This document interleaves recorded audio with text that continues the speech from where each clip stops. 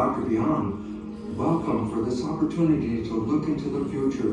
Gazing into this crystal ball, we can understand things that we haven't really come to understand in our world yet, a future understanding. And today what I'd like to show you is some information about the nature of our psychic capabilities. Where do we get intuition from? Who are we in this regard? If we look into this magic crystal ball, we can get a glimpse of the future, an insight to the understanding of who we are and how we operate. And today we're going to look especially at the psychic nature of humans. I want to welcome you to the inner world of this crystal ball where we can see information that can't be seen anywhere else.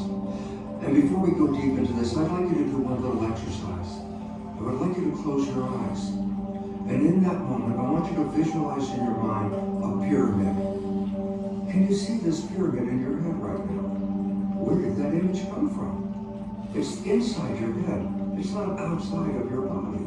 Where in our brain are we creating images, and how are we creating these images? We must go into the story of something called the third eye. It's an eye buried deep within the brain structure, and this eye is called the pineal gland. And the pineal gland is reading information, but not directly from light.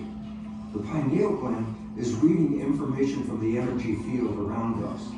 And to understand this, we would go into the anatomy of the nervous system and how this anatomy contributes to the understanding of how intuition and ideas can come into our head in a non-physical realm and yet manifest themselves as a physical expression in our vision and in our consciousness. One of the most interesting aspects about the science of biology is that we've taken living systems and broken them down into individual systems so that every organism has like the equivalent of a digestive system, a respiratory system, or a nervous system.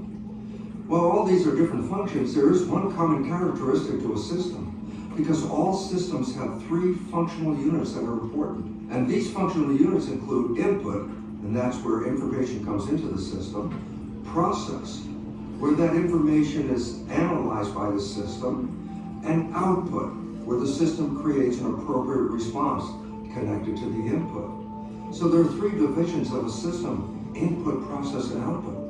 What's so interesting is that when you look at the nervous system, the elements of the nervous system all reveal a physical structure showing that these subsystems, input, process, and output, are laid out in a pattern of sequentially showing the input, followed by the process, followed by the output, as structural correlations of the functions of the nervous system. For example, let's look at a neuron.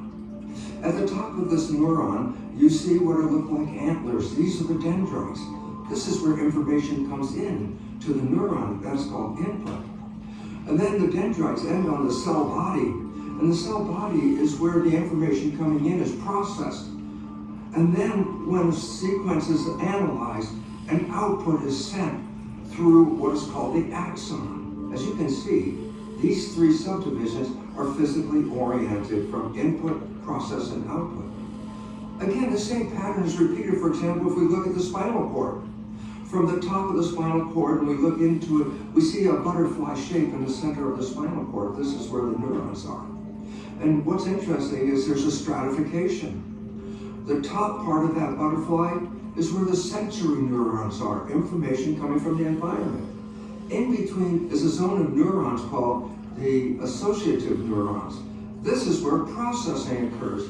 The bottom of that butterfly is the motor output. This is where information is now sent back to the body to control the function. Input, process, and output. Or for example, we could look at the whole brain, because we know there are three sections to the brain: forebrain, midbrain, and hindbrain. Interesting, of course, is the forebrain is associated with the information coming into the biology. The midbrain is actually that area of the brain that analyzes and creates a response. It's a processing element. The hindbrain is characterized as the motor element, because from here, information is sent to the body to control the functions of the systems. Again, there's input, process, and output physically displaced in that exact same sequence. And one final example is if we look at the retina of the eye. There are three layers on that retina. The layer next to the pigment is the area that contains what are called the rods and cones. These are the inputs to the vision. This is where signals of light coming in hit the rods and cones. The next layer above the rods and cones is called the bipolar layer. Well, these are neurons that integrate all the inputs coming into all the rods and cones. And the top third layer is actually called the ganglion layer. And this is the actual motor layer that actually sends the final signals that have been processed into the brain. So when we look at the retina, input, rods and cones, process, bipolar layer, and the third layer, the ganglion layer, is the motor output. So what we have, again, is a structural correlation between the input, process, and output as a physical disposition in all of the structures of the nervous system. Well, this stratification of input, process, and output really intrigued me one day when I was teaching in an embryology course. We were looking at sections through a developing brain. And in the brain, the central section is called the third ventricle. It's a part of the brain where there's a hollow interior where spinal fluid is running, and then a layer on the outside. But what was unique in this particular section was the symmetry that I saw. It was cut through the brain as illustrated where this arrow is right here. In that section, there was a symmetry that was very profound. It has two walls with a bleb above and a bleb below. And when I looked at it, and the first thing I recognized is, oh, in the third ventricle of the brain, the bottom bleb is called the pituitary gland. Well, that's the master gland. In this particular case, that's the master output. That is the motor equivalent. And I said, yeah, but then what is the other structure on the top, right above it, the very top bleb? That's the pineal gland. I said, why is it relevant? Because if the pituitary is the master output, then in the symmetry of input, process, and output, then the pineal gland would then represent the master input. This provides a new important insight. It says that the pineal gland, which gets its name from a very simple fact, because the structure of the pineal gland resembles a pine cone, and historically has been illustrated as a pine cone. This pineal gland pine cone actually represents a receiver, an input of environmental information. The signal coming from the pineal gland passes through the third ventricle, where it's influenced by the processing information of the thalamus and the hypothalamus that alters that signal. And then the final signal hits the pituitary gland, the master gland, which sends information throughout the body to coordinate its functions.